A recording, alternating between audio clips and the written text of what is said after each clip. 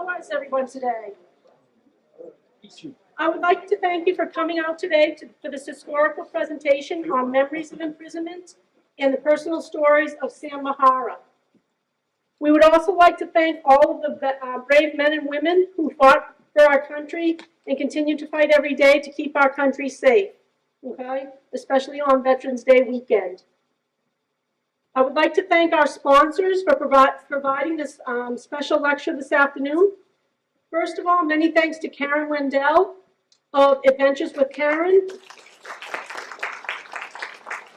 Karen Wendell, for those of you who do not know Karen, she works tirelessly bringing engaging and exciting trips for you to go on. If it were not for her trip to Heart Mountain in Wyoming, we would not have our guest speaker here with us today. Please be on the lookout for Adventures with Karen in our vestibule or in our newsletter. You will find many fascinating things to do, such as the holiday pops, musicals, casinos, Red Sox adventures, and trips such as the memorials of World War II. Secondly, I would like to thank Boyd Koa for continuing to be supportive with our requests. Boyd Koa, our fundraising arm that works behind the scenes to bring you wonderful programs and furnishings for our center. They will be sponsoring our holiday choral event with the Mid-Cape Chorus to get you in a festive mood. Also, they will be holding their annual Polar Plunge fundraiser on New Year's Day at noon at Smuggler's Beach. If you have not been already, I suggest you come down and find out what all the fun is all about. Our final sponsor that I would like to thank is our age-friendly community team right here in the front, for having the vision to roll out this presentation to our entire community.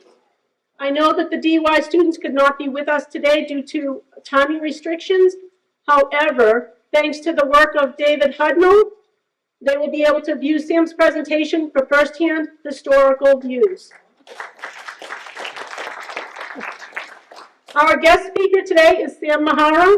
Sam is a national lecturer on the topic of mass imprisonment in the United States. He is 90 years young, and he traveled here to be with us today from California. He flew in last night and drove himself down to Cape Cod.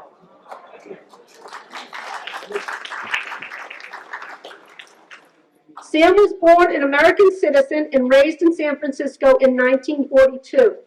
The U.S. government forced 9-year-old Sam and his family, along with every one of the Japanese ancestry living in the West, out of their homes and into prison camps. Sam and his family were sent to a prison camp called Heart Mountain in desolate northern Wyoming. The entire family lived in one small room without facilities for 3 years. When Sam returned home, he pursued engineering degrees from the University of California at Berkeley and UCLA Graduate School. He spent his career working at the Boeing Company as a rocket scientist. After his retirement, Sam has been a sought-after guest speaker across the country talking about injustice. On April 20th, 2018, Sam was awarded the National Paul A. Gagnon Prize as the History Teacher of the Year, the first time for a Japanese American. In 2018, he received the Japanese American Citizen League's Person of the Biennium Award for Education. In November 2023, Sam will receive the Salem, Massachusetts Award for Social Justice.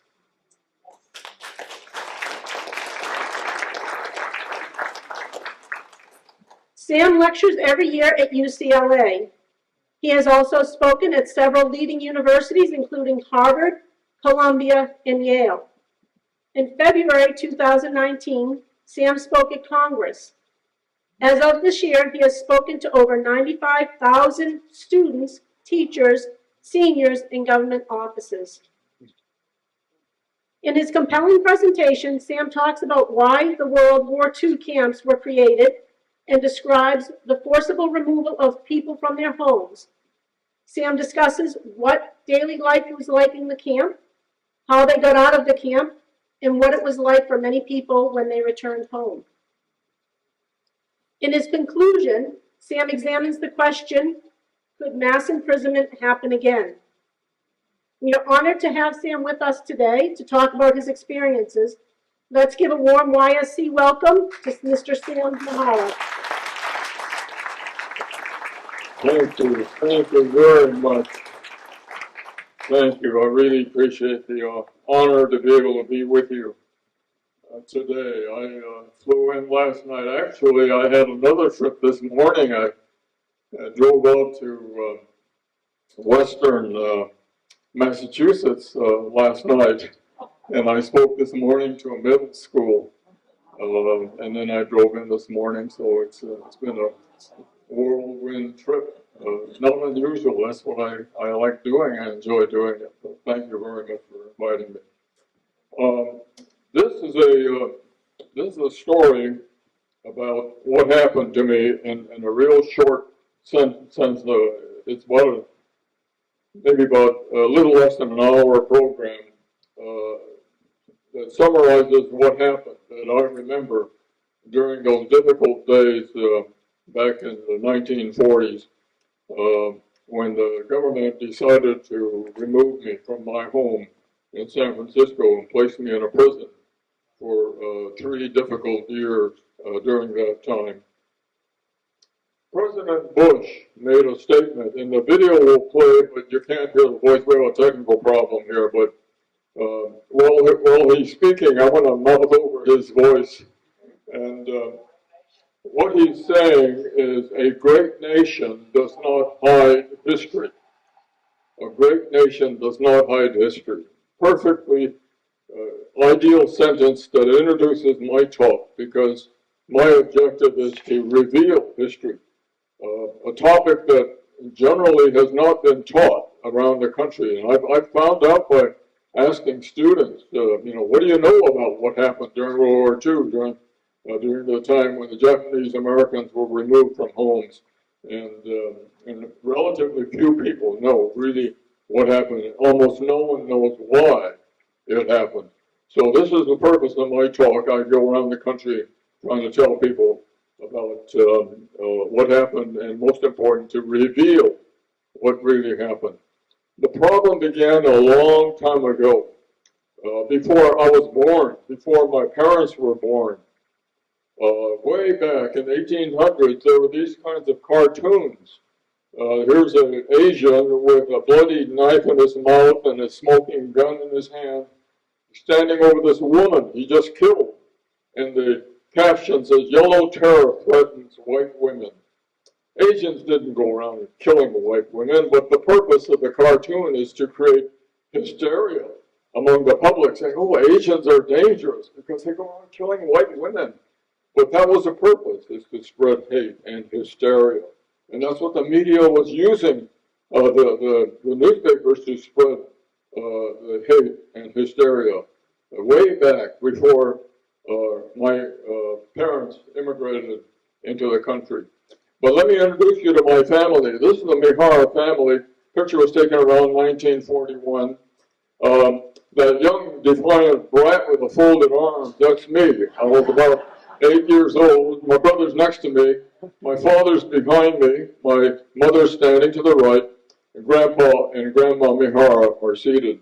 The elder Miharas were the immigrants. They came from Japan looking for a better life for the family. And my grandparents had the wisdom to have my father be well educated. He was sent to a good university in Japan, and his major was English. So he got a degree in English, and he was very good in English, and so now he's skilled in, of course, Japanese and, of course, English now. And with that skill, he found a job in San Francisco working for a newspaper, a bilingual newspaper, and he was a writer of English articles. That's how he began his career in San Francisco. He met my mother, they got married. As a result, I was born, and my brother was born in San Francisco. So we are American citizens by birth, and very, very important. And I'll talk more about that in a moment. After Pearl Harbor, December the 7th, life became miserable for people of Japanese ancestry living in this country because we started seeing these kinds of cartoons. Here's a Japanese soldier with a bloody knife and a Nazi German soldier with his weapon. And they're encroaching over the continental United States. And the caption says, "Our homes are in danger now." That really means it's the people who are living inside the United States of Japanese or German or Italian ancestry. That's the danger. That was the purpose of the cartoon, to spread hysteria and hate among the people in the country. So now this became a primary problem of what to do in this country about these people with this background. And that became a real issue among the government leaders of what to do about this problem, the internal problem we have with these people with these racial backgrounds. President Roosevelt, he made many good decisions. After all, he led the country in a fight against three major enemy countries. But he made a huge mistake on this topic of what to do about Germans and Italians and Japanese. What he did was he referred to the military advisors. He asked them, "What should I do?" And the military advisors told the president, "You should sign an executive order." And that executive order says simply, "I, the president, am giving the authority to remove people, the authority to remove people to the military. But let the military have the problem and decide what to do." And he signed it on February 19, 1942, called Executive Order 1942. So it does not name the race. It simply says, "I am giving the authority to remove anybody to the military." So who are the military who has this power? It turns out in 1942, here's a map of the military districts. There were 5 military districts in the United States. In the eastern sector, that includes Massachusetts, there was a general, Lieutenant General Hugh Drum. You probably heard of, there's a Fort Drum somewhere near here, named after General Drum. He was in charge of the eastern section of the country, the military district. He decided, no, I'm not going to imprison Germans and Italians and Japanese. Similarly, the general in charge of the Central, the Southern, and the Pacific, which includes Pearl Harbor, those generals said the same thing. We're not going to remove Germans, Italians, and Japanese from our district. The main reason is it doesn't make sense because these are good workers, and we need workers during the war. Why lock them up in a prison? Another reason is there's no evidence that they've committed any crime, so why do it? So those 4 districts, the general said, no, we're not going to use that power.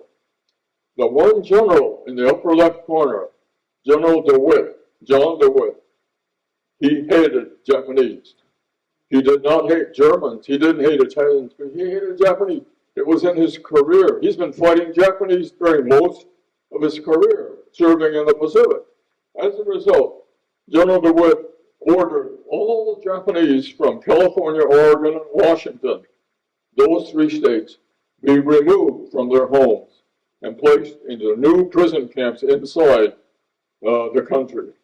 So this one general was a person responsible for our removal from the West Coast, and only from the West Coast. No one else from anywhere in the country. So it's very interesting. One general had that much power to remove 120,000 people of Japanese ancestry, including children and the elderly and everyone else. Here's an evidence of the amount of hate that General DeWitt had. This picture is a photograph of children with mixed parents. That is, one of the parents was Japanese. The other parent was non-Japanese. If you look closely at the faces, you can kind of sense that there's a part Asian in their face. What happened in those days, it was popular to take children of mixed parents and placed them into orphanages. There were orphanages in LA and San Francisco and Seattle. And children of mixed parents were placed in these orphanages. And General DeWitt found them in orphanages. He ordered them out and placed into a prison. This picture was taken at a prison called Manzanar in the deserted slopes of the eastern Sierras in California. And it shows all these kids were placed in that prison camp. And General DeWitt ordered them to that prison. Amazing, clear evidence of the amount of hate that this one general had at that time. Around that time, there was a photographer, a lady by the name of Dorothea Lange. She was very good at taking pictures of people. You may recognize that particular photo called The Migrant Mother. It was a photograph taken of a farm family, the mother and her two children in California, in a farm. And it became famous because you can tell by looking at the facial expression and the hands and the two children hiding their faces that this family is in deep trouble during the Great Depression, because it turns out the mother had trouble getting money to pay for food to feed the kids. And so that photo made, history. That made her image about her skill taking pictures of people, showing how they felt. So the government asked Dorothea to go to San Francisco and start taking pictures of Japanese people in the process of removing us from our homes. But they also asked her to do one thing. Do not take bad pictures. Don't take embarrassing photos. Don't take pictures of armed guards forcing people out of their homes. Don't take pictures of barbed wire fences and guard towers and weapons forcing people. That's bad. But it turns out Dorothea doesn't take orders. She takes pictures she thinks will be important historically. You're going to see some today in my talk. So the first set of pictures Dorothea took is like this one here. She came to my grammar school. This is my grammar school in San Francisco. This is in the schoolyard in the morning. They're getting ready for the classes for the morning, and they're having their morning Pledge of Allegiance. And in the middle, there's a fellow with a striped T-shirt, a good friend of mine, and he's Japanese American, and he went by the name of Hisashi Kobayashi. Now the problem we all had is our names, the given names were difficult to pronounce by people who don't speak Japanese. So what we did was we created abbreviations or nicknames that are easier to pronounce. In this case, Hisashi called himself Kobe, like a basketball player. So he became known as Kobe Kobayashi, easier to pronounce. And so that's what we all did. We all adopted these short nicknames.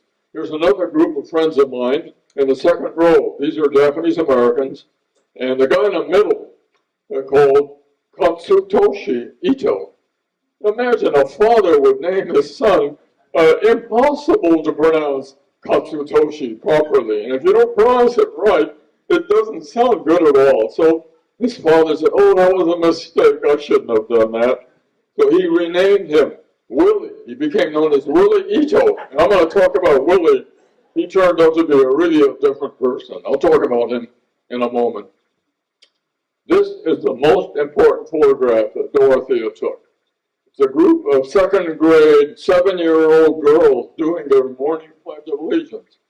And look at the facial expressions. You can sense when these girls give their morning pledge, you can sense that they're doing their very best to show their allegiance to the USA. It shows in their faces, like Pledge of Allegiance. They're trying to show that they are pledging their allegiance. And that became famous because that shows that these girls are trying to do their best, that they pledge their allegiance to the USA. And in that pledge, all of you know there's a very important phrase, and it reads, with liberty and justice for all. When an armed guard comes to your house and removes you and places you in a prison, you've lost liberty. And you've lost justice because there was none. The two most important guarantees under the Constitution was taken away. That promise under the Constitution was violated in our case. And that's the reason why we had a major complaint after this was all over. And I'll come back to that point in a moment. So Dorothy kept taking more pictures. Here's a photograph of the headlines of my hometown newspaper. It's called the San Francisco Examiner. And it has the words ouster of all, and then that terrible four-letter J word. We call it a J word. We don't like to pronounce it because it was so demeaning, so embarrassing. So I refer to it as the J word. And so that was the way the newspapers were spreading hate among all the readers. And so it was really a bad thing the media at that time was doing to spread that hate. But here's another example of the hate that was being delivered in the media. This is a billboard that went up a half a block from my house in the middle of San Francisco, and it says, bye-bye, and then that awful J word. I mean, how would you like if somebody put up a billboard right next to your house, and it says, bye-bye, whatever your maybe racial or religious or other group affinity is? That'd be terrible. But it happened in the middle of San Francisco in my lifetime in 1942. That bye-bye. Awful. Well, that's what the media can do sometimes. So Dorothy kept taking more pictures. Here's a picture of a family she took. The children are wearing dog tags. I remember my tag. It had my name, and it had a prisoner number. The government gave me a prisoner number. I'm not a criminal. I didn't do anything that was accused of a crime, but no, the government decided to give all of us a unique prisoner number. And we had to wear these dog tags, make sure that we don't get lost in the shuffle. Here's a photograph that Dorothea took that turned out to be very embarrassing. An armed guard doing a body search on an elderly lady looking for weapons before, and then he found there was no weapons, and so he puts her on the bus to go to the prison camp. Behind the lady, there's a young child who's also getting a body search. No weapons, put on the bus. I'm in the crowd somewhere in the background, waiting my turn for body search. And the government saw this photograph and said, Dorothea, we told you don't do that. That was awful. That's embarrassing. And so they confiscated all 1,000 of her photographs. And they were put in a vault at the University of California in Berkeley for the duration of the war until they started coming out after the war. We started seeing the kind of photographs that Dorothea took. Miraculous, her courage in being able to take these photographs so I can be able to show these to you today. Amazing lady. Not everyone agreed to go. To make a short story, a long story short, there were 3 people who decided not to go. One of them is called Fred Korematsu. Fred was Japanese American, just like me, a little bit older than me. He had a special reason why he didn't want to go. He had a girlfriend, a white girl, an Italian girl, and they had plans. They want to get married, and they don't want to go to camp. So what they did, they were going to have Fred get plastic surgery on his face to make him look white. The picture on the left is before surgery. The picture on the right is after surgery. He still looks Japanese. So the plastic surgeon did a terrible job. I'd ask for my money back. But he still looks Japanese after he spent all this money with a specialist. As a result, he was caught by a new employer. By the way, he used to work at a naval shipyard as a welder. He was fired on December the 7th. As a result, he had to go find a new job because he had to get married. It takes money to get married. You had to go to Mexico to get married. You couldn't get married in California in those days if you were biracial. So anyway, their plans went down the tubes because they had no money and they wanted to get married, and they were caught. And so he went to trial. The trial went to the Supreme Court. Supreme Court said by a vote to 6-3, you are guilty. You violated General DeWitt's rule. That was a federal law. And you didn't go to prison. So he went to prison. He was found guilty, and the Supreme Court affirmed the lower case, and he remained guilty and stayed in prison. So that was the case of Fred Korematsu. Very, very sad situation. So the buses took us to the trains took us to initially a temporary camp. It was just horse race tracks. And we were there for 3 months while they were building the permanent camps further inland. The permanent camps are shown here, and in fact the temporary camps are shown on the left in California, the little dots. Those are the horse race tracks. They converted horse race tracks into the temporary camps. And then the permanent camps are the triangles, the black triangles. There's one in Wyoming called Heart Mountain, where I went. And then there's one in Idaho, one in Utah, one in Colorado, 2 in Arkansas, 2 in southern Arizona, and 2 on the eastern slopes of California. They averaged 10,000 people per camp. Huge facility to house the families of these camps. So where is Heart Mountain? Well, if any of you have been to Yellowstone, you are very, very close, because Yellowstone is on the upper left of this map. And if you went east of Yellowstone about 50 miles, you'll come across the town of Cody, Wyoming, named after Buffalo Bill, the cowboy. And he's the one who created the town. And when we got there, there was about maybe 2,000 people, a very, very small town. And if you went right east, northeast of Cody, there's another smaller town called Powell, and that has maybe about 1,000 people. So in between Cody and Powell, exactly halfway, is a mountain called Heart Mountain. And so we were 15 miles away, and that's where the government decided to build the camp, the one and only camp in Wyoming. So we were about 15 miles away from the town of Cody, Wyoming. Here's the plan for the camp. It was a city. It was not a small camp. It was a big city. 30 blocks. Each block had 24 barracks. Each barrack had up to 25 people. So it was really a concentration camp. Some people call it an American concentration camp, to be definitive about it. And so it was a very, very large facility that held, in our case, we had over 12,000 people at Heart Mountain. The government hired many workers. Some 2,000 workers came to Heart Mountain, mostly carpenters, because it was made mostly out of wood. So here's a finished product. There's Heart Mountain in the background. It's shaped like a heart. That's where it got its name. On the left is shaped part of the 450 barracks. And the reason they're black is they're tar paper covered. On the right side, you see the barbed wire fence. And this is one of the 9 guard towers that surrounded the fence. And that was the configuration of the camp. When I got there, the government gave me 2 numbers.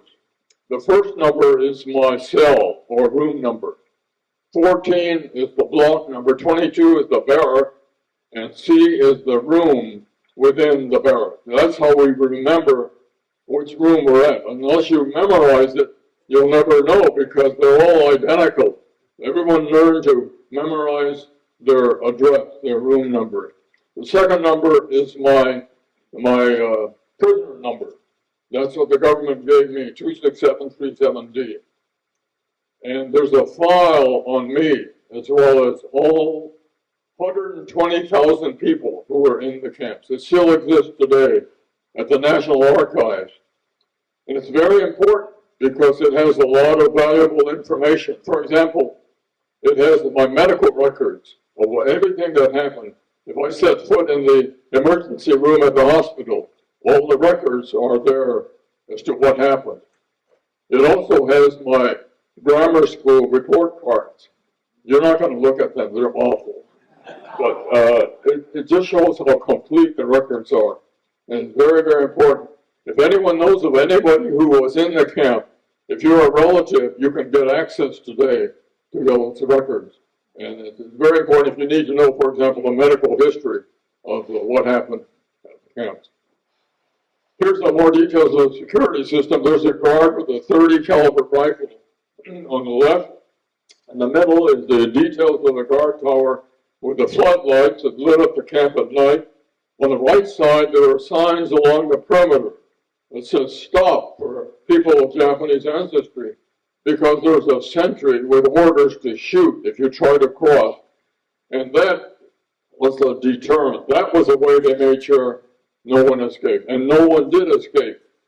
Not a single person, not a single of the 120,000 people in all 10 camps, no one escaped during the entire 3 years.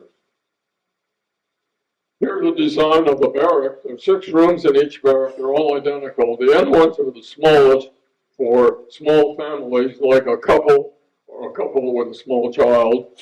Next to the end ones were the biggest for big families. And then the middle ones were for medium-sized families. Like our family had 4 people. So my brother, myself, and my 2 parents. So 4 of us lived in one room, 20 feet by 20 feet. Here's what it looked like on the inside. It was really depressing, because what you'll notice that there's no inside wall, no drywall. So you're looking at the inside surface of the outside wall, the siding. It felt like a storage shed, and there was no electricity, and there's no running water. And so we had to go outside for all of the utilities that are needed. If you put out the 4-bed military cots, there's no room for much anything else. So that was the thought to be having to stay there for 3 years was very, very depressing at the start. Here's our picture of our family in front of the barrack. That's me in a white shirt, my brother in a sweater, my mother standing on the left, and her 3 sisters, and an uncle. The toilets were embarrassing. There are 10 toilet bowls and no partitions. And after meals, like after breakfast, there'll be a line of people. And if you're lucky, maybe 100 people waiting in line, you're lucky you get to sit on a bowl. And you notice something strange, because there's no partitions. When it came time to do your business, there are 9 faces watching you. I tell you, that wasn't easy, but we all learned to do it because there was no choice. That was a really, really unusual custom that we had to get used to. The food at the start was not very appetizing, because on this picture you see the bread on a plate on the table. This kid is looking at you, has a plate of potatoes. The mother's eating a plate of pickled vegetables. In the picture, there was powdered milk. The problem was Japanese did not eat that type of food in those days. What we loved, we liked rice, we liked poultry in the way of the protein, we liked fresh veggies, most important. And so what we did was the farmers in the camp converted the deserted land outside the camp, made farms out of that land. It took a year of hard work. Finally, we got to grow the kind of food that we preferred. It was not easy, but it was done. The first winter was bad, minus 28 degrees, and the government never told us we were going to Wyoming. But we came from California wearing this kind of clothing. And so that was a mad rush trying to find warm clothing that first winter. It was really, really tough. There was a hospital. All it was more barracks connected with a corridor. And our family had a couple of real problems medically. For example, my father had a case called glaucoma of his eyes. And those of you who know glaucoma, unless you take care of it, it could be a really bad problem. And the process is the pressure builds up inside your eye. Pardon me, I got another spam call. The pressure builds up inside your eye. Unless you take care of it, you'll go blind. Well, my father had glaucoma since college days, and so in San Francisco he found a specialist who was able to maintain his eyesight until he came to Hart Mountain. No one, there was not a single doctor who knew how to take care of glaucoma at the camp. And General DeWitt would not let my father go back, even on a short visit, to see his doctor. As a result, my father became blind in camp. He never saw again. That was a disaster for our family. But that wasn't the worst. The worst was my grandfather. He died in camp. What happened, I watched my grandfather at the hospital. In a matter of 3 short months, his body turned to skin and bones. He looked awful. He looked like a Holocaust survivor by the end of 3 months. And I wondered what really happened to him. What I did was I looked at his medical records a few years ago, and I found out the doctors had a fear of it. They thought he might have colon cancer. And so what they did was they tried an experiment. They didn't know for sure what to do, but they thought it would help by starving the cancer off. That is, to not allow nutrients to feed the cancer cells. That was a theory. And so they kept him off of food, no nutrition, no intravenous feeding. In fact, the records show he was given a laxative for cancer, of all things. So as a result, Grandpa died because of malnutrition. That's why he looked so terrible by the time he ended his life. So we had a funeral in a very, very difficult time for the family. At the very end, the government finally relaxed their rules and let us go visit Cody, a few at a time, to do some shopping.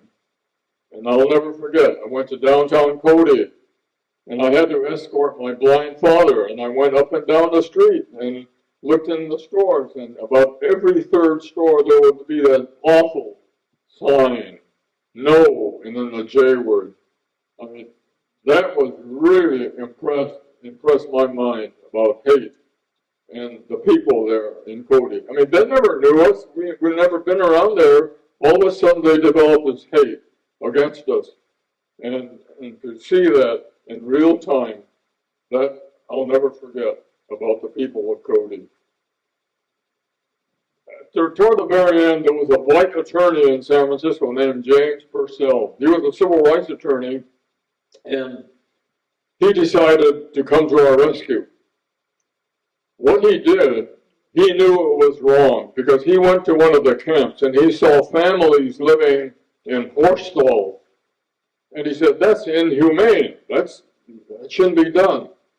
But what he did was he filed a lawsuit against the government on behalf of this one lady named Mitsuo Endo. Mitsuo Endo, Japanese American, just like me, a little bit older than me. And he made a claim that the government must let her go immediately because she's an American citizen and her rights were violated under the Constitution. She lost her liberty, she lost equal justice. And as a result, he demanded she be released to go home immediately. And the case went to the Supreme Court. Supreme Court decided 9-0, unanimous, let her go, and let her go back home. And let the rest of the people who are considered loyal to the United States, let them go back home. That's the case that broke open the gates to let us go back home in December 18, 1944, before the end of the war. So very, very important case, and thanks this attorney, James Purcell of San Francisco. So the trains came to pick us up. We got on a train to take us home. The government decided to hide the camp. They took all the 450 barracks and sold them for $1 apiece to returning veterans, provided they removed the barracks and moved it to someplace else. And they cleared the land, converted the land to farms.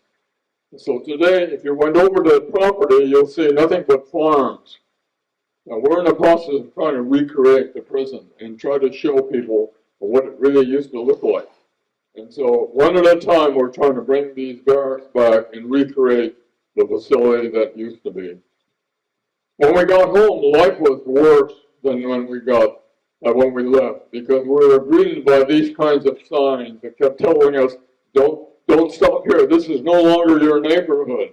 And so the hate kept building up, and it was not easy for our parents. They had trouble getting jobs, getting housing, and it was a very, very difficult time for our parents. So at the very end, our parents concluded something is wrong. This should not have been done. There was a program called redress. Redress means to make a correction for something that was done that was wrong. And what we did, we wanted our civil rights returned to us, which was taken away. We wanted an apology, very simple, an apology. We wanted some money because we lost a lot of money in that process. And that effort took 50 years of effort by a team of attorneys working on Congress, working on the White House to try to get the redress. Part of that process, there was an exhibit at the Smithsonian in Washington. And at the outside of the exhibit, there was Dorothy Lang's poster girl. And on the inside, there were pictures of the families of the prisoners, like this one here. This is a picture of the Masuda family. In the middle of the picture, there is U.S. Army Sergeant Kaz Masuda in an Army uniform. He volunteered to fight for this country.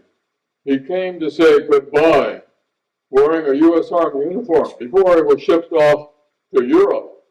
He joined 30,000 other Japanese Americans who fought for this country. 30,000 of us. And he joined them. And unfortunately, Sergeant Masuda passed away. He was killed in action during that time. So that photograph was sent to the White House. And it got to the attention of no less than President Ronald Reagan.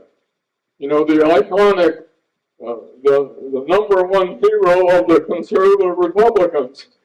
He decided now's the time to sign a bill that came from Congress.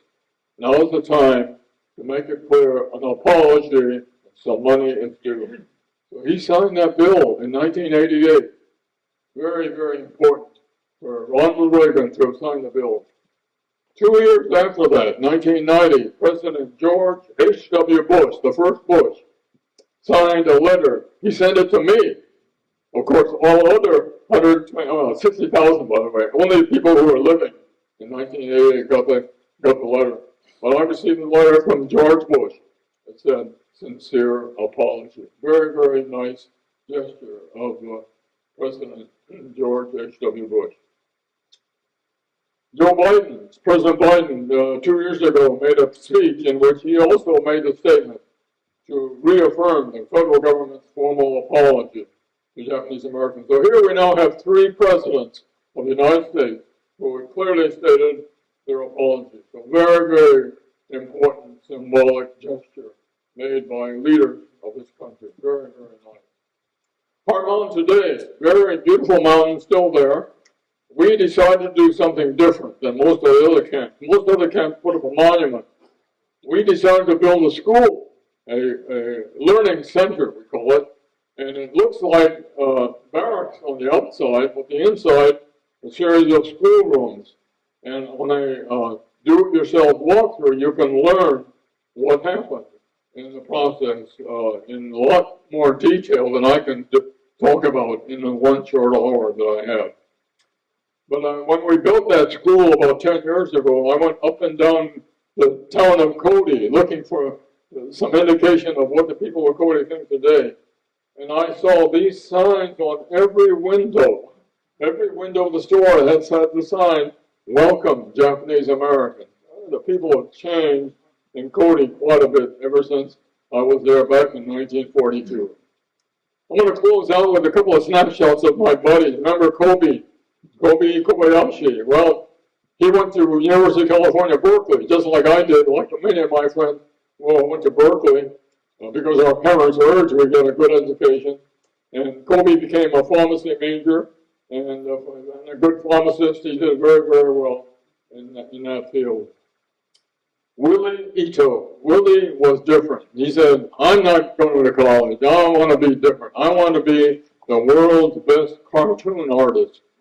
And it's okay if you're good. So he went to an art school, and he was hired by Walt Disney. And he did very well at Walt Disney. He helped develop caricatures and some cartoons, and he became the head of their quality department. Very, very successful. Now, I'm going to show you a video, but the sound doesn't come through, but we'll see what happens. Oh, the video didn't play. Okay, anyway, there's a video that all of you may recognize the name.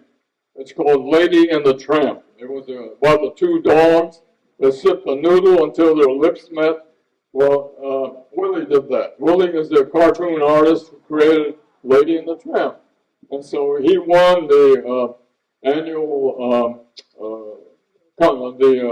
animation awards for his skill in that field. So Willie did very, very well.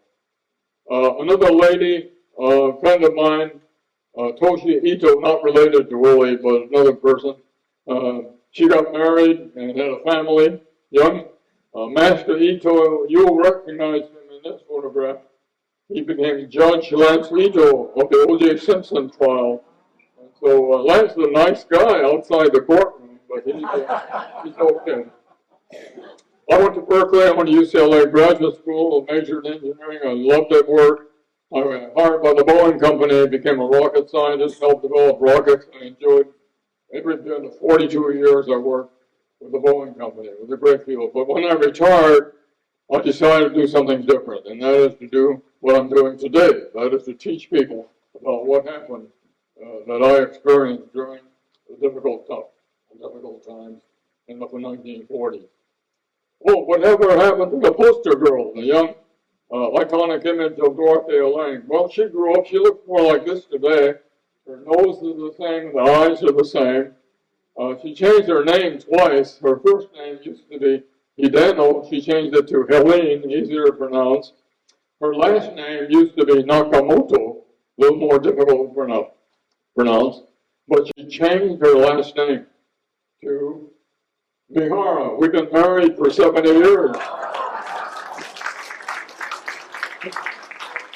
No, she had no idea Dorothea took a picture until one of her relatives saw her picture as a child at the Smithsonian. So that's how she found out. So I'm going to conclude with a thought. Why did these prison camps exist? And the answer is, I told you. Remember, I told you about the hatred, the prejudice. Remember about the hysteria that the media used in their headlines and their billboards. And remember some leaders and their greed among some people, especially the people who invest in farms, buying property at a very, very low price and buying homes at a distressed price. And there were some leaders of the country who failed to honor the Constitution.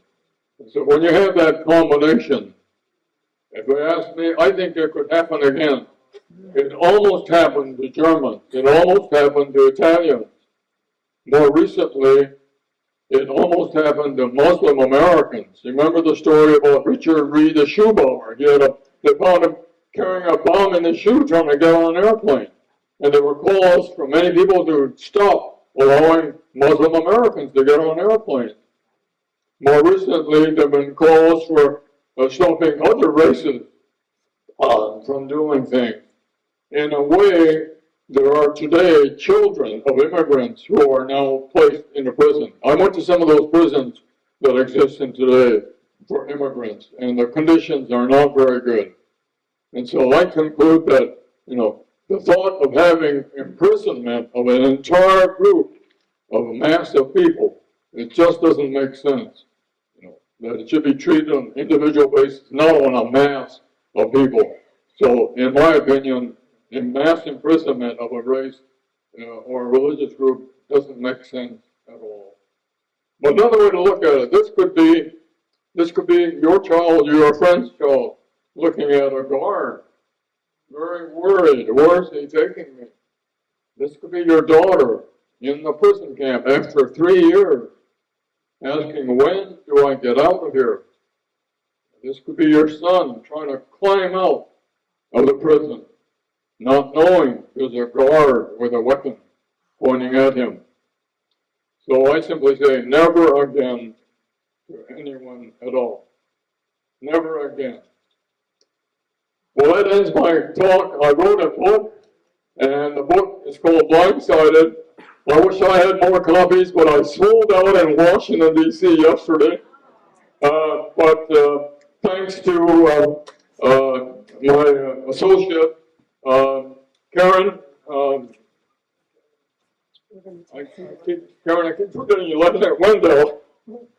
Karen has an announcement on how to get my book, so I'll let Karen make the announcement.